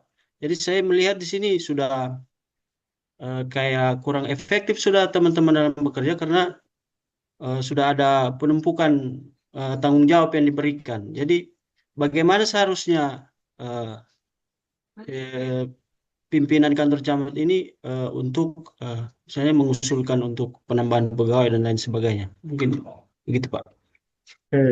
Kita Bapak Ibu bagus juga ada pemikiran Pak Hidayat mengusulkan ada ketambahan pegawai. Itu apakah solusi itu bagian dari pemecahan masalah? Tidak. Pegawai sedikit, pegawai banyak sama saja. Kalau tidak terdistribusi atau terbagi baik job description-nya, siapa yang bekerja apa. Nah, kalau Bapak misalnya mau menambah jumlah pegawai, ada konsekuensinya. Tentu terkait dengan pembiayaan gajinya, kan gitu. Kemudian juga keterbatasan, tentu menambah pegawai itu sesuai dengan kebutuhan. Seperti yang saya sampaikan tadi, perlu ada perencanaan kebutuhan. Ya. Nah, kalau kita mendapatkan kondisi terjadi penumpukan itu Bapak Ibu, ya, ini kemarin saya hanya diskusi itu, memang ternyata bukan kurang pegawai. Kalau ada ya, kalau mungkin Pak Muhammad dia Hidayat di tempatnya kurang pegawai. Itu bukan kurang. Ada pegawai tapi tidak muncul. Sehingga yang muncul itu saja yang dikasih pekerjaan. Wong orang ada itu, saya lalu seperti itu. Saya melihat saja yang ada saya kasih pekerjaan. Yang tidak ada bagaimana kita mau cari. Ada yang seperti itu. Atau kita dikasih dia pekerjaan, tapi dia tidak tuntas melaksanakan pekerjaan. Sehingga orang itu yang kita pakai melaksanakan tugas itu. Nah, kan itu. Jadi penumpukan itu terjadi itu berarti apakah pembagian tugas, ya, discretionnya itu tidak jelas, atau mungkin di saat itu ada orang di dalamnya tapi tidak bisa menjalankan fungsinya dengan baik sesuai keinginan organisasi atau sesuai keinginan pimpinan sehingga tertumpuk pada orang-orang tertentu. Karena pimpinan itu kan melihat, camat itu kan melihat misalnya, loh, saya ini menggunakan orang-orang ini agar bagaimana tugas-tugas kecamatan itu bisa melayani masyarakat. Tapi kita mau memanfaatkan ada orang-orang yang sebenarnya dikasih pekerjaan tidak tuntas pelaksanaannya, bahkan dia tidak pernah hadir, dia malas, kan gitu. Itu dianggap misalnya kurang. Tapi kalau memang betul-betul kurang, tinggal kita membagi. Ya. Kembali lagi. Nah, bagaimana kita mau sikapi itu? Ya. Sekarang Pak Hidayat melihat itu. Ya kita tampil bahwa saya itu juga bisa membantu. Saya pertama jadi CPNS Bapak Ibu, terus terang saya itu bergelantungan apa? Saya mau kerja, tidak jelas. Saya menawarkan diri, apa Bu bisa saya bantu? Apa Bu bisa saya dibimbing? Menawarkan diri, kan begitu. Nah kalau kita tinggal dia menunggu perintah, kapan kita bisa bekerja? Kalau perlu kita datang dengan teman, bagaimana? Boleh apa yang bisa dibantu? Kita kerja, boleh kita kerja. Ya mungkin saat itu ada orang belum menerima, ya saat itu. Masa dia tidak, kita datang mau bantu, dia tidak mau. Atau kita sampaikan langsung kepada pimpinan, Pak, izin Pak, apa yang bisa saya bantu Pak? Sekalian saya belajar, mungkin sekalian saya bisa dibimbing. Kan mudah cara membahasakan itu. Kalau kita ingin mau terlibat atau melibatkan diri karena kita tidak dilibatkan. Tapi karena begitu kita juga masa bodoh. Belum lagi kita dipanas-panasi dengan orang. Saya ini banyak pengalamannya. Di saat kita kalau terlena dengan bahasanya orang, seakan-akan orang itu tidak mau kita itu sama dengan dia. Kenapa? Karena dianggap pimpinan cuma tahu saya yang kerja, tidak kan supaya saya kasih takut aku dia itu supaya dia tidak ikut dengan saya bekerja. Saya itu banyak gitu. Waktu pertama masuk itu kelihatan memang ada orang yang sengaja membuat suasana kerja seperti itu dengan memancing pimpinan agar dia itu cuma dia saja yang bagus. Banyak yang begitu. Ya, terhadap. Ya, jangan kita terlena dengan orang seperti itu. Kalau saya menggambarkan, kalau memang betul-betul kurang pegawai, Pak, kita tidak punya kompetensi untuk meminta menambah pegawai. Tapi karena namanya kurang pegawai begitu, Bapak tampil, Pak, boleh saya bisa bantu apa yang bisa saya minta bantu dengan melihat ini ya terjadi gini kan? Atau kita bantu teman ikut-ikut nimbrung kerja di situ, kan? Kan bisa seperti itu ya, Pak Hidayat. Ya. Siapa? Nah, ini kalau bicara kaitan apa yang disampaikan Pak Hidayat itu perlu kita telusuri dulu. Kita buat namanya kajian-kajian identifikasi itu karena analisa kan. Kita cari tahu dulu ya. Tahu dulu terus kita lihat apa seperti apa permasalahan, apakah seperti itu kondisinya, baru kita bersikap. Tentu kita memulai cara berpikir, cara pandang kita, oh ini kita masuk ke area-area seperti ini, seperti apa kita mensikapi. Ya. Di sinilah Bapak Ibu diperlukan satu kepedulian untuk melihat sesuatu dengan kondisi itu bahwa saya itu ada membantu bekerja, ya, membantu orang lain. Itu di unsur-unsur nilai berakhlak. Pak Hidayat, begitu. Oh banyak, saya ini pengalaman ya. Kita seakan-akan kita masuk tidak diterima kita namanya orang baru.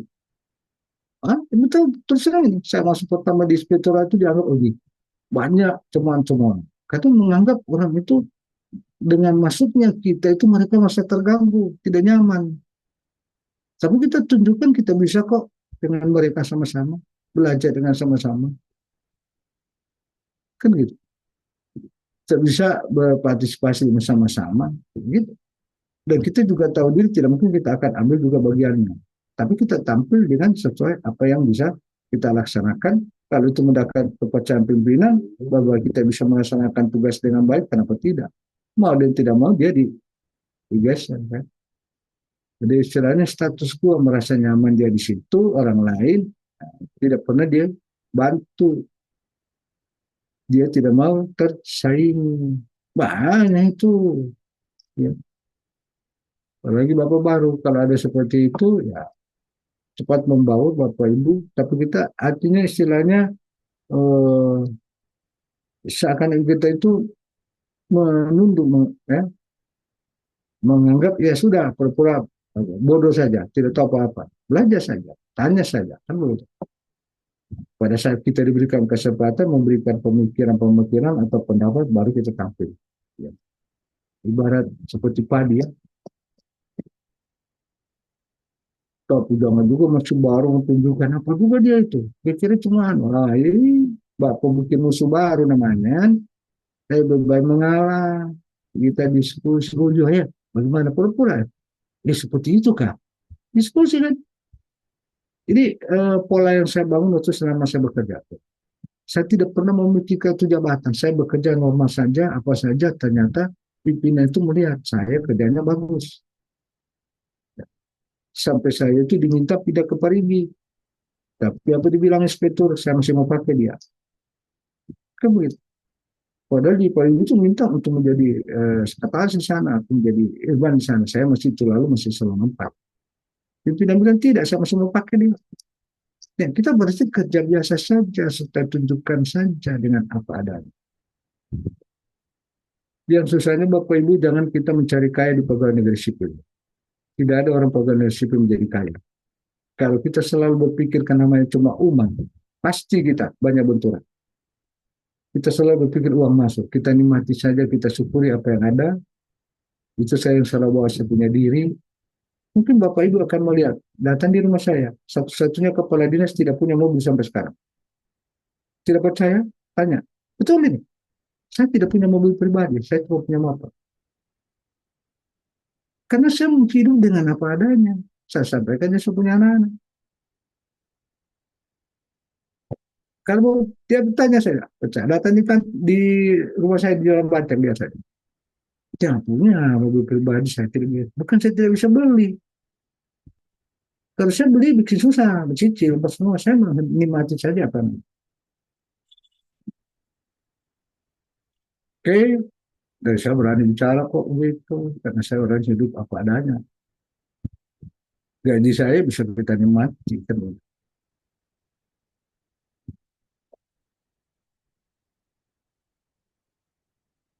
Ada lagi pertanyaan, Bapak Ibu? 5.13 saya selesaikan dulu ya. Ini materi. Kalau kita mau bagi pengalaman, silakan Bapak Ibu.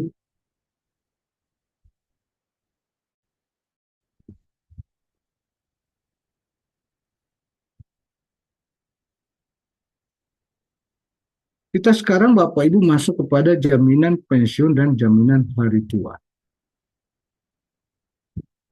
Kalau jaminan pensiun dan jaminan hari tua tentunya Bapak Ibu disesuaikan dengan batas usia pensiun.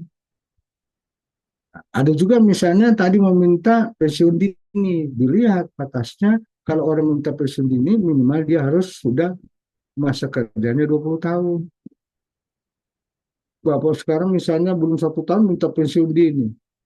Wah, tidak dikasih. Kan masa kerja itu harus 20 tahun baru bisa mengajukan pensiun dini. Sehingga mendapatkan jaminan pensiun. Kalau tidak punya batas seperti itu, sesuai ketentuan, Bapak tidak berhak mendapat jaminan pensiun. Atau disebut dengan jaminan hari tua. Ya, Bapak. Nah, kemudian Bapak Ibu kita masuk kepada perlindungan. Perlindungan itu kita memiliki hak-hak untuk dilindungi. Misalnya dalam rangka pemberian bantuan hukum. Kalau misalnya terjadi hal-hal yang menyangkut berakibat kita terlibat memang harus menghadapi hukum. Apalagi dalam melaksanakan tugas. Kita patut mendapat perlindungan, pendampingan. Bisa juga Bapak Ibu kita mendapat perlindungan dalam artian jaminan kesehatan, ya. Misalnya BPJS, ya. Banyak perlindungan-perlindungan seperti itu yang kita akan perlu dapatkan, ya. Oke, Bapak Ibu, ini kaitan dengan manajemen pengelolaan ASN dari 14 unsur tersebut, Bapak Ibu, saya sudah sampaikan secara ngablang. Kemudian Bapak Ibu, nah tentunya ini semua tergantung regulasinya. Mungkin saya berbicara saat ini, besok sudah terjadi perubahan aturan. Jadi semua tatanan 14 unsur ini disesuaikan dengan aturan yang mendasari. Oke?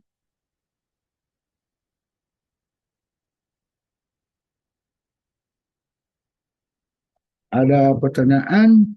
Ya kita ini sampai ah,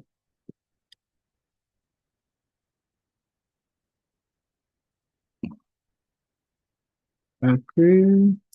Kita tentunya ini akan masuk ke materi kedua namanya Smart ASN, ya, atau disebut dengan literasi digital.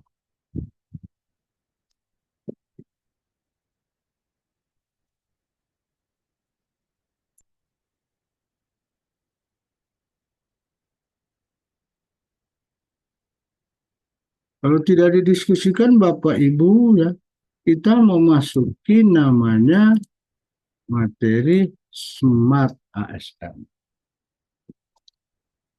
Smart ASN Bapak Ibu ini terdiri dari 5 kata. Ada namanya S, ada wajah M, ada namanya A, ada namanya R, atau ada namanya T. Ada yang bisa mengartikan kalimat tersebut, Bapak Ibu?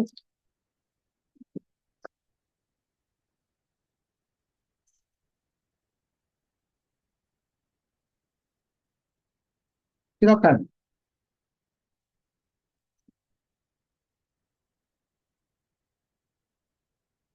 Jadwal sebentar malam lagi.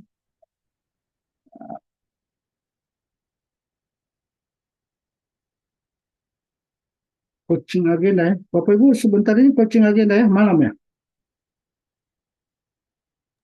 Iya Pak, coaching Iya, betul, agenda. Pak. Iya, Pak. Kalau kelompok ini siapa anunya? Aspina. Ibu Asbina Pak. Oh, Resmi. iya. Saya masuk kelompok 2 kalau tidak salah. Oke, ada bisa menjelaskan atau Smart ASN? Nah, ini nanti dilihat ini sekolah. Mana semua yang kalau ditanya. Kadang kalau ditanya murung, ya.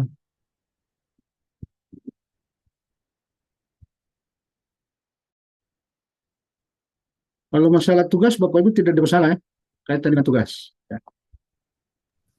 Pak, Izin. saya mau Silakan. izin bertanya, Nah, Pak. Isya, apa tadi? Izin. Tugas itu kan, Pak, kita dicari isunya ada minimal 3.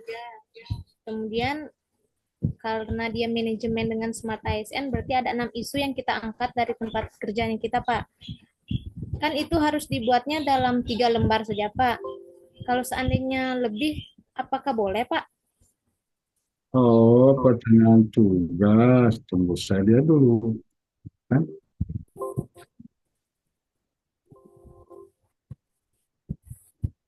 Tugas.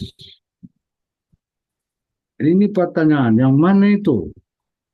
Itu, Pak, dia di situ maksimal 3 lembar. Soalnya kan saya ada buat, ternyata lebih. Itu Yang mana bagaimana, itu? Pak? Dibilang Apakah ada maksimal 3 lembar kertas. Ya. Ini Bapak Ibu ya, artinya kalaupun melebihi ya, kadangkala mohon maaf kalau saya tidak berpikir, nah ini kan hurufnya berapa nih? Kurang 12, 1,5 ya, Iya. dengan spasi 1,5 ya. Kalaupun lebih silakan, yang penting unsurnya ini Bapak Ibu, ini karena ini saya berpikir untuk diupload ke kemarin di LMS Kolabja. Ada batasan-batasan baik dari sisi jumlah videonya, batas 3 menit, juga ada batas dengan jumlah filenya ya. Sehingga saya membatasi ini. Nah, tapi kalaupun lebih pertanyaan ini Ibu Ninyoman berarti sudah membuat, itu silakan lebihnya tidak apa-apa. Kan? Yang penting itu unsur pertanyaan ini itu yang Bapak Ibu buat. Ya. Pak, terima kasih Pak. Sama-sama. Oke, Saya izin bertanya lagi Pak untuk misalkan silakan. tugas. Iya kan tenggat pengumpulannya di sini agak rancu tanggalnya Pak ya, masih Agustus. Ya, Jadi ini saya mau masih jadwal lama nih. iya, jadi saya Ya. mau pastikan untuk pengumpulannya itu batasnya di tanggal berapa Pak? Setelah presentasi atau sebelum? Ini kan masih jadwal lama, kemarin belum ada pergeseran. Sekarang kita punya pertemuan ketiga itu tanggal berapa? Eh, Besok Pak. Ketiga. Iya, pertemuan ketiga besok. Terus pertemuan masuk ketiga besok, kedua besok. Eh, Tiga.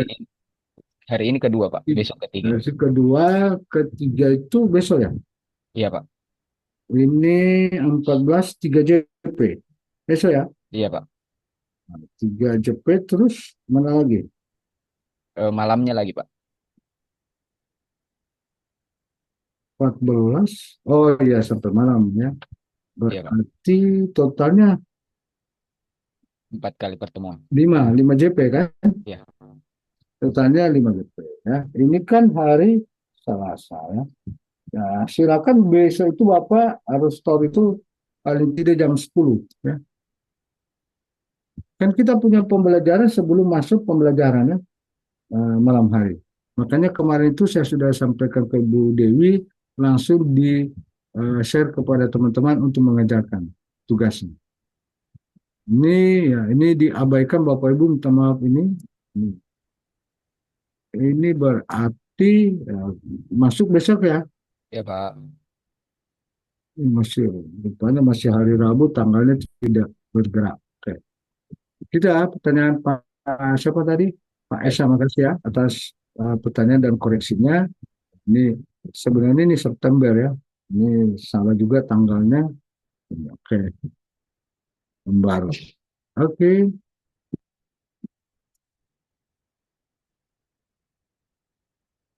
ada lagi pertanyaan?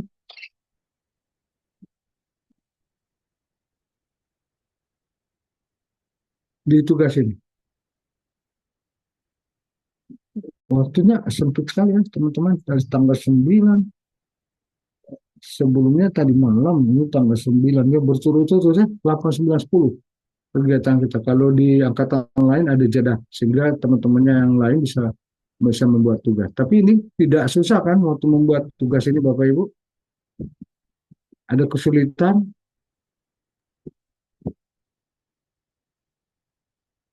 Orang cerdas lulus masih lebih bisa kan?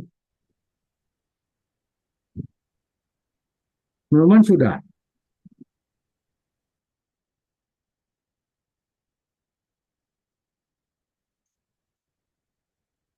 Bagaimana Bapak Ibu?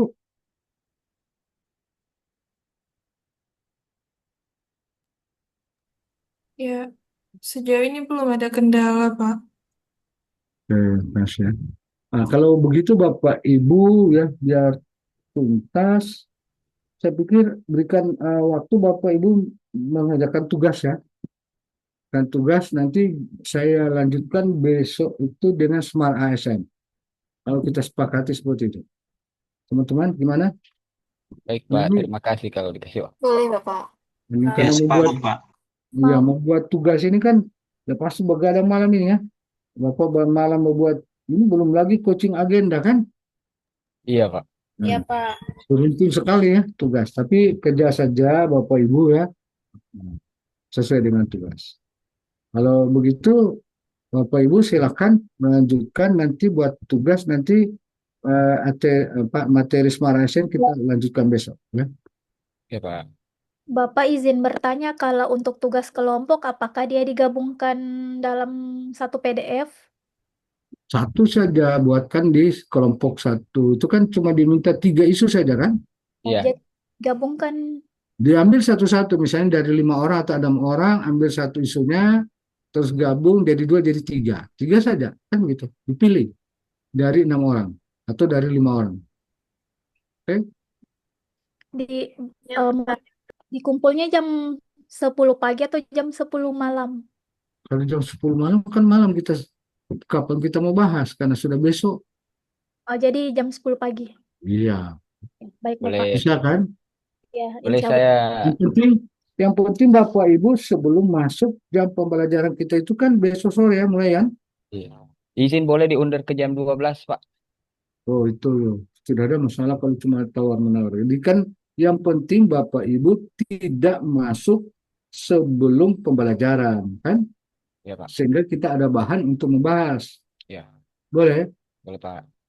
Jadi kalau itu Bapak Ibu kan kan belum diupload ke Sinergi, belum kan? Belum. Dibuat saja Bapak Ibu, nanti kita bahas besok. Nanti setelah pembahasan itu baru Bapak upload ke Sinergi. Iya. Oke? Karena waktunya memang ini agak padat. Bapak Ibu tidak ada jeda. Bapak Ibu membuat tugas ini ya. Disuruh begadang orang bilang. Begitu Terima ya kasih, Bapak Ibu kita Presiden, Pak. sepakati. Nanti besok itu ya katakanlah jam, atau nanti Bapak Ibu bahas pada waktu di bawah di jam 5 ya. Boleh, Jam Pak. 5, 18.30 saya selesaikan dulu Smart ASN. Kemudian itu baru kita bahas malam tugas. Oke? Setuju? Setuju, Pak. Setuju, Pak. Ini Pak, sesuai jadwal saya pegang ini karena 17 sampai 18.30 saya menyelesaikan materi Smart ASN. Kemudian itu nanti malamnya kita bahas tugas. Oke? Berarti masih ada kesempatan malam Bapak bisa sampaikan pada waktu pembahasan. Terima kasih, Pak. Oke. Silakan Bapak Ibu ya. Saya melihat mana ini Ibu Dewi. Ibu Dewi di mana Ibu Dewi?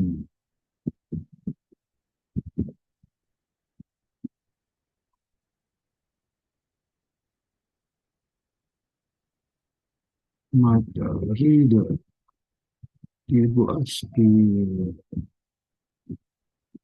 Izin kayaknya tidak di room ini, Pak. Tidak ada di room. Memang tidak ada. Ini saya lihat. Tidak ada juga di rumah ya. Saya Bapak Ibu nanti coba saya hubungi Bu Dewi bahwa kita artinya sudah mau live untuk melaksanakan atau mengerjakan tugas ya. Boleh begitu Bapak Ibu? Boleh, Bapak. Nah ini Bu Dewi, Bu Dewi, Bu Dewi.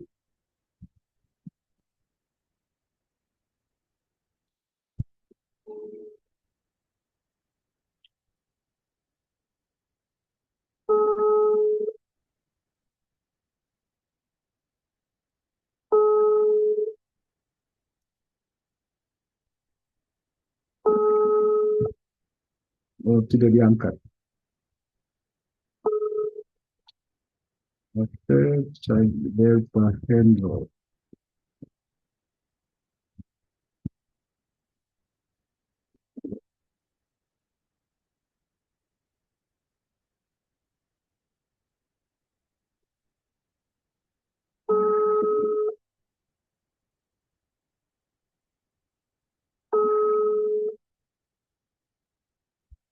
Ya, perintah. Pak Hendro, ini kita kan sudah masuk nanti kan malam. Malam itu kan coaching agenda. Jadi ini teman-teman kita ini mau live karena mereka juga akan membuat tugas. Oke? Oke. Jadi saya izin live dengan teman-teman ya, Pak Hendro. Oke, kita makasih Pak Hendro. Saya izin live dengan. Iya, saya kelompok 2. Siap, oke. Siap. Oke, makasih. Terus. Oke, Ya, Pak Hendro. makasih, Pak. Oke, Assalamualaikum. Pak. Oke, teman-teman. Ya, sudah kita mendapatkan eh, izin dari Pak Hendro ya. Silakan Bapak Ibu live. Saya akhiri sementara. Assalamualaikum warahmatullahi wabarakatuh.